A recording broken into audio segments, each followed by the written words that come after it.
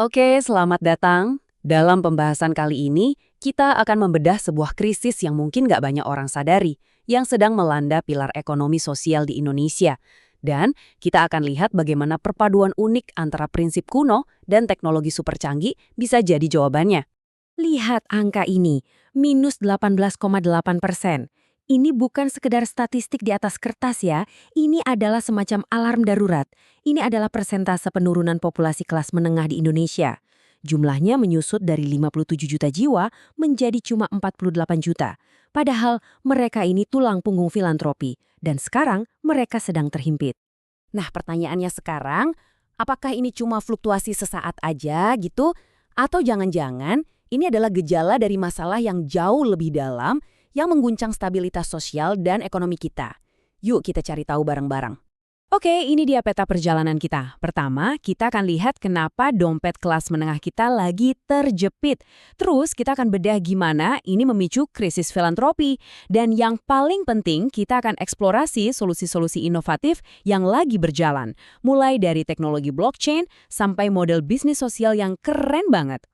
Jadi, kita mulai dari akarnya dulu ya. Sebenarnya, apa sih yang terjadi sama kelas menengah di Indonesia? Tekanannya ini beneran nyata, dan datanya, wah ceritanya cukup bikin khawatir. Nah, ini nih yang menarik banget.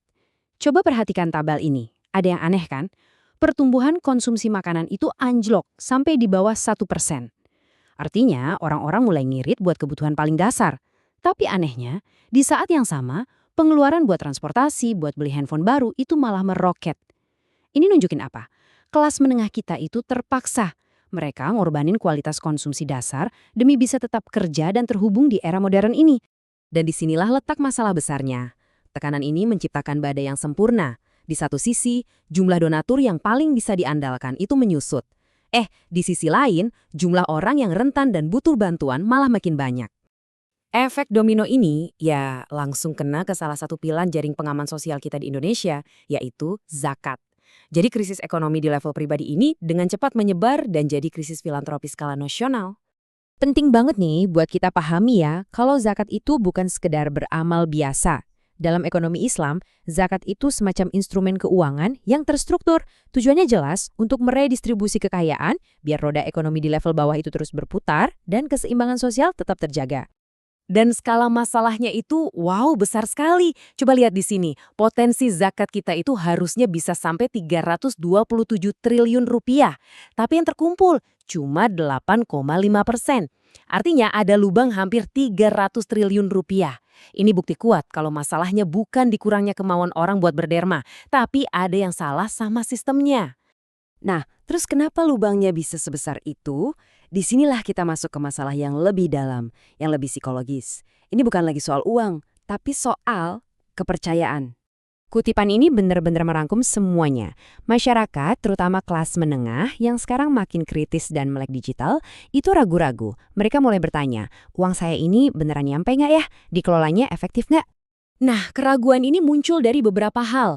Mereka udah nggak mau lagi cuma dikasih laporan tahunan. Mereka maunya ada dashboard transparan yang bisa dilacak kapan aja, real time. Mereka khawatir soal penyalahgunaan dana, kurang paham juga soal jenis zakat modern kayak zakat profesi, dan akhirnya banyak yang lebih milih ngasih langsung ke tetangga mereka daripada lewat lembaga resmi. Tapi untungnya, disinilah inovasi mulai berperan. Buat menjawab krisis kepercayaan ini, lembaga-lembaga zakat mulai melirik teknologi untuk membangun kembali akuntabilitas dan transparansi dari nol. Dan muncullah blockchain. Oke, lupain istilah-istilah teknis yang ribet. Anggap aja blockchain ini kayak buku kas digital raksasa yang bisa dilihat semua orang. Setiap transaksi, dari donatur sampai ke penerima, itu dicatat permanen di sana. Nggak ada satu orang pun yang bisa ngubah catatannya. Ini yang namanya transparansi radikal. Manfaatnya jelas banget. Dengan blockchain kita punya jejak audit otomatis buat setiap rupiah yang disumbangkan. Ada juga smart contracts yang bisa bikin distribusi dana jadi otomatis. Jadi nggak ada lagi campur tangan manusia yang bisa salah. Ini juga nurunin biaya administrasi. Dan yang paling penting, ini ngebangun kepercayaan lagi dengan cara ngasih bukti yang nggak bisa dibantah. Tapi teknologi aja nggak cukup. Perubahan yang paling fundamental justru ada di filosofinya. Ada pergeseran besar. Dari yang tadinya cuma ngasih bantuan jangka pendek, sekarang fokus untuk menciptakan pemberdayaan jangka panjang. Perbandingan ini jelas banget kan? Model lama atau zakat konsumtif itu tujuannya supaya orang bisa bertahan hidup hari ini. Penting sih, tapi nggak akan pernah mutus rantai kemiskinan. Nah, model baru, zakat produktif, ini beda. Ini lebih kayak investasi sosial. Tujuannya ambisius, mengubah penerima bantuan yang disebut mustahik jadi pemberi bantuan atau muzaki. Dan ini bukan cuma wacana loh, program kayak Z Chicken dan Z Coffee itu contoh nyatanya. Mereka ngasih paket usaha lengkap ke mustahik, gerobak, bahan baku, pelatihan, dan pendampingan. Ada juga pinjaman modal tanpa bunga dan dana bergulir yang menciptakan siklus pemberdayaan yang berkelanjutan. Jadi ini sebuah proses, sebuah perjalanan yang terstruktur.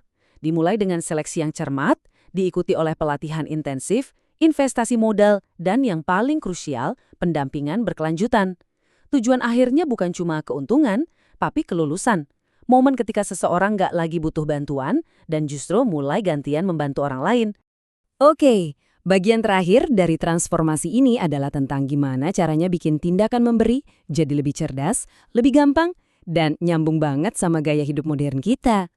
Zakat itu nggak lagi jadi aktivitas yang terpisah. Sekarang zakat udah nyatu sama fintech dan e-commerce, segampang beli pulsa. Poin loyalitas belanja bisa diubah jadi donasi, bahkan ada instrumen inovatif seperti Cash Wakaf Link Sukuk. Simpelnya gini, Anda berinvestasi, dana pokoknya aman dijamin negara, nah imbal hasilnya itu yang disalurkan buat program sosial secara berkelanjutan. Jadi, kalau kita tarik benang merahnya, inilah inti ceritanya. Tekanan ekonomi yang parah itu ternyata nggak menghancurkan sistem zakat, tapi justru memaksanya untuk berevolusi. Krisis ini malah jadi pemicu untuk jadi lebih transparan, lebih efektif, dan lebih berdampak dari sebelumnya. Ini meninggalkan kita dengan sebuah pertanyaan besar. Model yang sedang dibangun di Indonesia ini, yang menggabungkan kepercayaan, teknologi, dan pemberdayaan ekonomi, bukan hanya solusi lokal. Mungkinkah ini bisa jadi cetak biru global tentang bagaimana kita mengubah filantropi dari sekedar bantuan darurat menjadi mesin penggerak kemandirian yang sesungguhnya? Sesuatu untuk kita renungkan bersama.